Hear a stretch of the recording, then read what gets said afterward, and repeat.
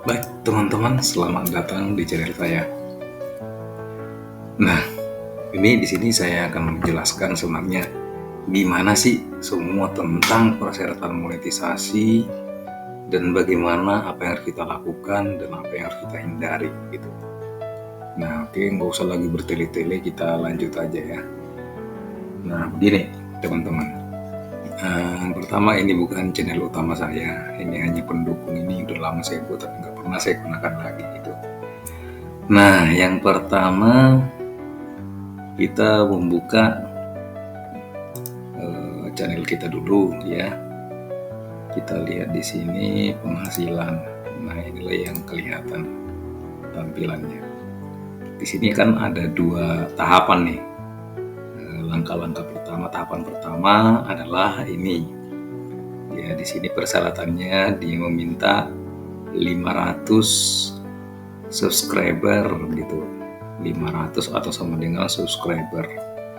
Dan mengupload video 3 minimal. Dan jam waktu tonton publik itu 3000 jam. Dan penayangan video shortnya 3 juta dalam 90 hari. Nah, yang sering kita tanyakan, ketika atau kapan sebenarnya ini perhitungan 90 hari ini mulai berjalan nih, kayak argonya kan. Sebenarnya perhitungan 90 hari ini mulai berjalan ketika kamu itu mulai bergabung di YouTube dan mulai aktif mengupload video pertama. Itu dari situ sebenarnya perhitungannya mulai 90 hari. Misalnya hari ini kamu bergabung dengan YouTube dan hari itu juga kamu mengupload video gitu. Nah, dari situlah YouTube itu memperhitungkan 90 hari itu gitu. Perhitungan 90 hari. Nah, ketika tidak tercapai sudah 90 hari, namun jam waktu tonton publik ini belum tercapai. Nah, dan penayangan ini belum tercapai. Jadi bagaimana gitu, misalnya pas habis masa tenggangnya 90 hari, kamu masih di 1.500.000 misalnya, 1,5 juta. Apakah itu hangus gitu? Sebenarnya tidak hangus gitu. Tidak hangus. Misalnya kamu dalam 90 hari kamu lewat sehari. Yang terhapus itu diabaikan itu ya 1 hari gitu. Nah, begitu terus berjalan 1 hari. Nah, begitu terus berjalan terus 1 hari. Dan kalau memang 1 bulan kamu telat, ya 1 bulan bergeser ke sini. Dia makin panjang berarti. Kan gitu. Makin panjang dia. Artinya hanya penayangan 1 bulan yang terhapus di sini. Gitu loh. Bergerak terus dia yang tidak diperhitungkan lagi gitu. Nah, tapi di sini kan ada apa nih? Ada 4 di sini nih. Nah, ini semua hanya 3 di sini yang harus kamu penuhi misalnya. Di sini ada ditulis item yang 2 ini hanya salah satu yang kamu ikutin gitu loh. Boleh ini kamu ikutin ketika misalnya jam tonton publik sudah 3000, nah kamu udah bisa menikmati keuntungan ini. Atau oke lah kalau ini sudah kamu tercapai, inilah keuntungan yang didapat gitu. Artinya ada langganan, bisa dibaca sendiri sih, ada langganan, ada super. Ini super ini kayaknya kayak kalau ada berkomentar orang, dia istilahnya di komentarnya dikasih stiker gitu. Nah, itu sepertinya gitu. Lalu sebenarnya ini yang paling apa sebenarnya ya, ini di item ini keuntungannya hanya ini doang. Ketika kamu punya toko, ini bagus untuk artinya kamu bisa jualan, bisa kamu men-share produk-produkmu di sini. Ya, itu. Tapi sebenarnya para YouTuber bukan mengejar ini. Yang dikejar adalah item kedua ini gitu. Nah, disinilah kita para YouTuber yang kita dambakan gitu. Nah, di sini kan ada 3 nih. Nah, ini pun 3 ini tidak semua, hanya 2 sebenarnya yang di sini salah satu. Di sini disebut juga salah satu. Ini boleh, ketika ini sudah tercapai, kamu nggak perlu lagi ngejar-ngejar ini gitu. Salah satu dari sini. Kalau ini juga kamu kejar, yang sudah oke ya udah bisa monetisasi gitu. Nah, sama penjelasan saya seperti di atas tadi. Artinya kapan masa tenggang 90 hari ini habis? Ya seperti itu tadi. Misalnya sekarang kamu upload mulai, ya dari situ mulai argonya berjalan 90 hari gitu. Artinya masih di sini masih 2 juta nih gitu. Terhapus kah? Tidak terhapus. Yang terhapus itu saat kamu lewat sehari, lewat 2 hari, itu yang terhapus gitu. Nah, jadi menurut saya di antara yang dua ini yang paling memungkinkan kita lakukan, ya di sini ini yang harus kita kejar nih. Nah, waktu tonton publik ini, karena ini saya lihat masa tenggangnya ada 1 tahun gitu. Nah, kalau ini kan 90 hari pendek gitu. Ini kan 1 tahun. Kalau 1 tahun berarti kita bisa perkirakan kira-kira 1 hari itu kita ngupload video itu harus berapa. Apakah harus 10? Ya silakan aja 10. Nah, misalnya dalam 10 video short itu yang menonton rata-rata misalnya 100.000, ya udah tinggal kalikan aja. Artinya video short itu kan 60 detik atau 1 menit. Berarti kalau semua misalnya yang 10 itu ditonton semua jumlah penayangannya istilahnya 100.000, ya berarti kan ada udah 1 juta itu, 1 juta menit kan gitu. Tapi kan ada yang tidak menonton seluruhnya. Oke, kita anggap aja tidak semua orang itu menonton video kita, tapi kita anggap aja lah biar gampang perhitungannya 1 juta lah. Berarti 1 juta menit itu dibagi 60, kan dapat jamnya gitu. Kan gitu, itu kan indahnya loh yang saya bilang itu. Nah, biar gampang dihitung. Nah, berarti kan sudah bisa kamu perkirakan, berarti 1 hari ini saya harus upload video berapa gitu. Berapa video. Berarti untuk mencapai 4.000 ini saya harus upload video sekian banyak. Karena soalnya kan kamu kan 1 bulan kan sudah bisa lihat rata-rata yang menonton video itu sudah kelihatan sih, karena kan ada grafik-grafiknya di situ. Nanti di sini kan bisa kita lihat grafiknya, grafik yang menonton gitu. Ada di sini kita lihat. Bisalah kamu pelajari sendiri ini. Nah, ada juga yang kontennya, yang audiensnya siapa aja, itu bisa kamu lihat di situ. Bisalah kamu pelajari. Berarti rata-rata tonton publik orang lain itu menonton video itu sekian menit gitu, rata-ratanya bisalah. Tapi sebentar dulu, saya menjelaskan ini bukan saya senior ya, bukan, saya juga pemula, saya juga berjuang di sini sih. Saya berjuang di sini. Saya hanya tergerak untuk memberikan penjelasan dengan ilmu yang sedikit ini. Saya berbagi ke teman-teman yang seperjuangan dengan saya mengejar jam tayang dan waktu tonton publik ini gitu. Bukan karena saya sudah senior, bukan, saya juga pemula sih gitu. Tapi saya penasaran, saya juga karena belajar waktu itu dari senior-senior kita tentang penjelasan ini, saya lihat saya tidak puas dengan penjelasan-penjelasan yang ada gitu. Akhirnya saya pelajari terus gimana sih sebenarnya ini kan gitu. Dipelajari ternyata ini kalau seperti ini dong kan gitu. Jadi saya berbagi ke teman-teman, mungkin pemikiran kita sama.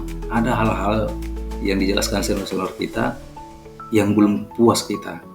Tapi saya kira dengan penjelasan saya ini teman-teman sudah terbantu gitu. Jadi kita bisa fokusnya di sini aja gitu. Nah, karena ini kan masa tenggangnya kan lama gitu. Nah, kalau ini enggak, kalau 1 tahun itu ya kan lama. Dan ini tidak akan pernah berkurang. Kalau ini berkurang tadi kan, kalau masa tenggang 90 hari ini berkurang. Nah, kalau ini kan enggak 1 tahun gitu. Jadi lebih banyak waktu itu. Jadi kita fokus aja untuk konten terus aja. Nah, ini pun nggak perlu kita pantengin terus, nggak perlu.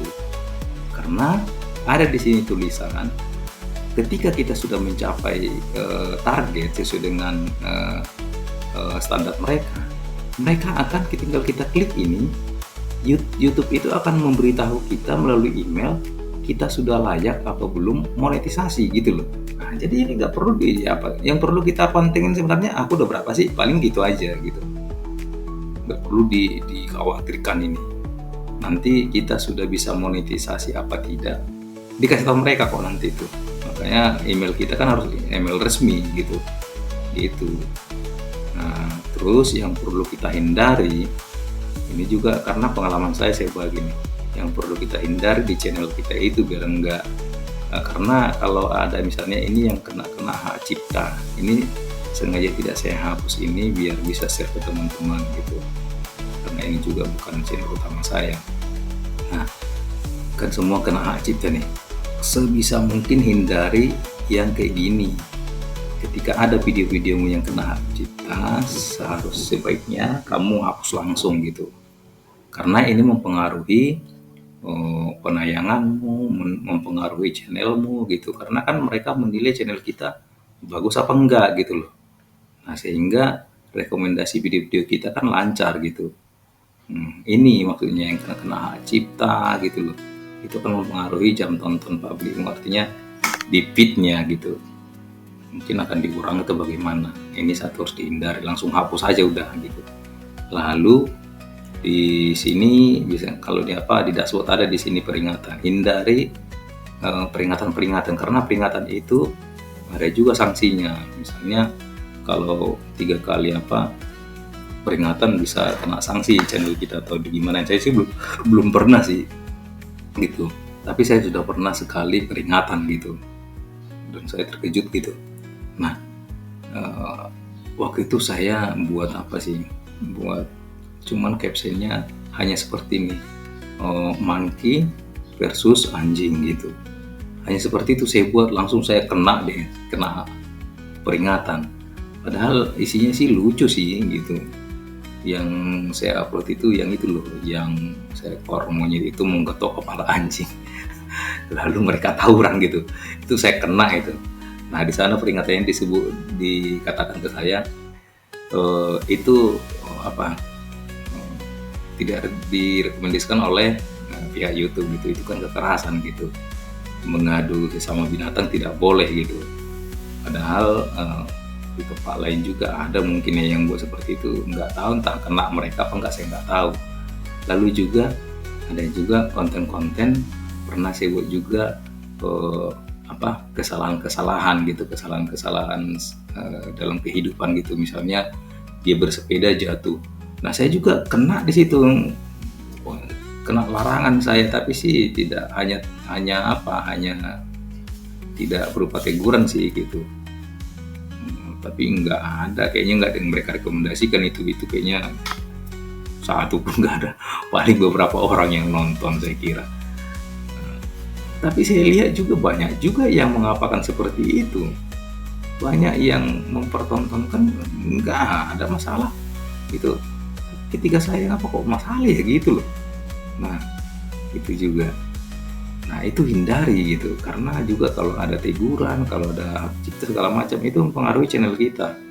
Artinya kalau bagus channel kita, semakin sering nanti video-video short kita atau video kita itu muncul di feed orang gitu, di beranda orang gitu, itu loh maksudnya.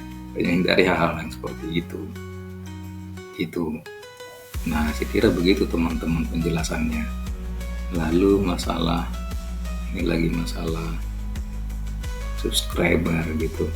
Saya juga nggak suka sih melihat channel itu bertele-tele lebih lama dia menjelaskan channel dia, menjelaskan subscriber begini.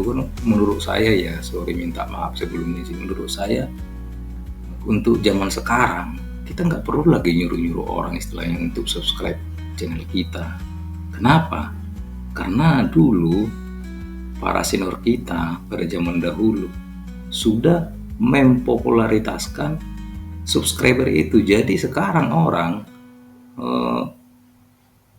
sudah ngertilah apa arti subscriber itu.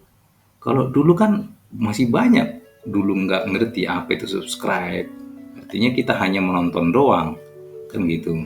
Kita nggak tahu itu arti subscribe dulu kan, makanya mereka jelaskan. Nah, sekarang kita nggak perlu, semua udah pada tahu arti subscriber itu seperti apa. Subscribe udah tahu lah gitu. Jadi nggak perlu kita jelaskan, nggak perlu lagi kita suruh orang lain. Nah, kenapa? Ketika orang lain melihat konten kita, artinya melihat konten kita selalu berguna bagi dia, ya secara otomatis dia pasti ngikutin kita sebenarnya sih.